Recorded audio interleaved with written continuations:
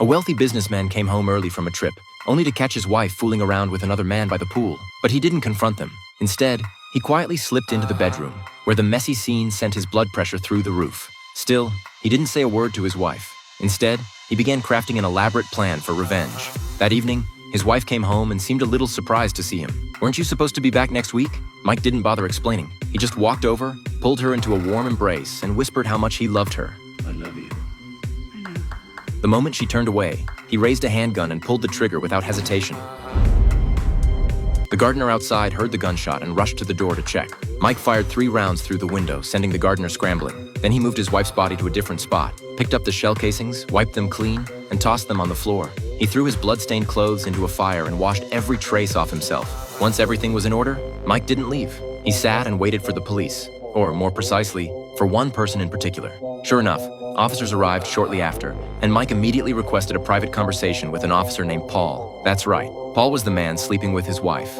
At that point, Paul had no idea who the victim was. He didn't know Mike, and he didn't know the woman's real identity. It wasn't until he noticed the photos on the wall that it hit him. The woman on the floor was his lover. He rushed over and found she was still breathing, barely. Meanwhile, Mike stood behind Paul with the gun. Paul quickly grabbed the weapon and tackled him to the ground. Officers outside stormed in and restrained Mike. His wife was rushed to the hospital, and as Mike sat in the back of the squad car, he flashed Paul a chilling smile, as if everything was going exactly according to plan. 3 days later, a preliminary hearing was held. The prosecutor assigned to the case was Will, a sharp young attorney with a 99% conviction rate. This seemed like a slam dunk.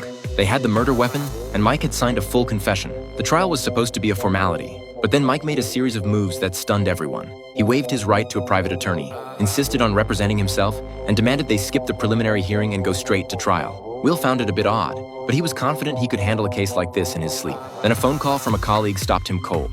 A closer analysis revealed that the gun recovered from Mike's home showed no signs of having been fired. The shell casings found at the scene had no fingerprints. There was no gunpowder residue on Mike's hands, and his clothes were spotless. None of it could serve as direct evidence. That's when Will realized why Mike was so confident. He had covered every single base. Still, Will wasn't too worried. "The confession is still on the table," he told himself. He signed it.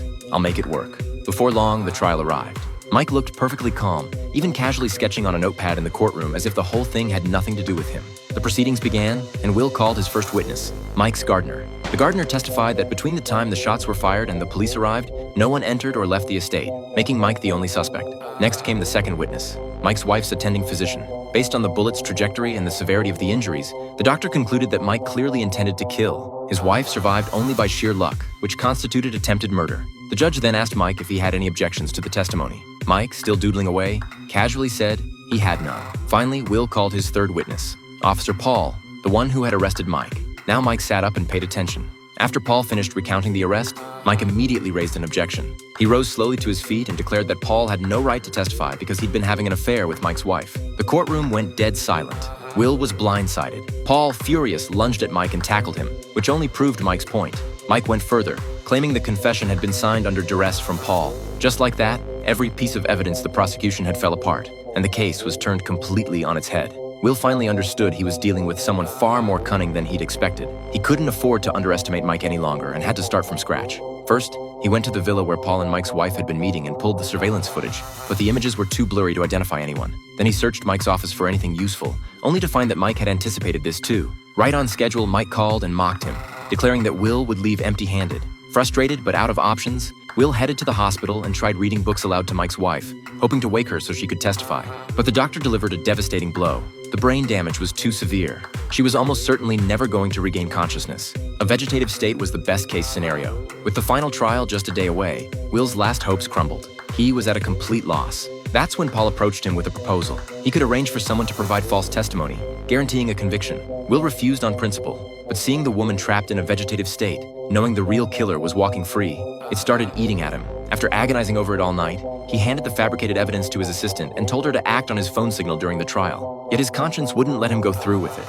After a fierce internal battle, he put down the phone. When the judge asked if there was any new evidence, all Will could say was, "No, Your Honor."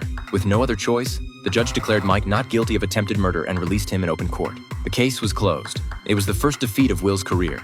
Just then, a gunshot rang out from outside. Will rushed out and found Officer Paul. The scandal had destroyed him. Unable to bear the public shame and powerless to bring his lover's killer to justice, Paul had taken his own life. Mike, meanwhile, looked thoroughly pleased with himself. He'd killed 2 birds with 1 stone. He then headed to the hospital to finish what he started. He demanded that the doctors disconnect his wife's ventilator. As her husband, he believed it was his call to make. When Will found out, he scrambled to file an emergency restraining order, but it was too late. By the time he reached the hospital, all he saw were the flat lines on the monitors. For the first time, Will felt truly hopeless. He knew the truth. The killer was standing right in front of him, and there was absolutely nothing he could do.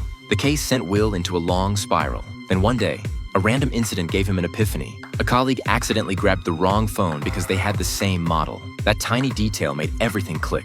He raced to Mike's house, found the key handgun, and finally pieced together the entire truth. Mike's pistol was the exact same make and model as Paul's service weapon. His real reason for visiting the villa had been to swap guns, so the weapon used to shoot his wife actually belonged to Paul. Then Mike arranged for Paul to enter the room alone for a negotiation, with both men supposedly laying down their weapons. He knew that when Paul saw the woman he loved shot on the floor, he'd lose control. So Mike deliberately let Paul grab the gun and walk away with it. The real murder weapon had been in Paul's possession all along. The truth was finally out, but Mike remained unfazed. He knew he couldn't be tried twice for the same crime. Even if Will had figured it all out, what could he really do? That's when Will showed why he was the professional. The attempted murder charge couldn't be retried. True, but the situation had changed. Mike had ordered the doctors to remove his wife's breathing tube, causing her death. That was a whole new charge: murder. And now that she was dead, the bullet still lodged in her brain could finally be extracted and matched to the weapon, blowing the case wide open. Mike was hauled back into court, but this time, would he manage to beat the system again? The film doesn't give a clear answer. So, what do you think?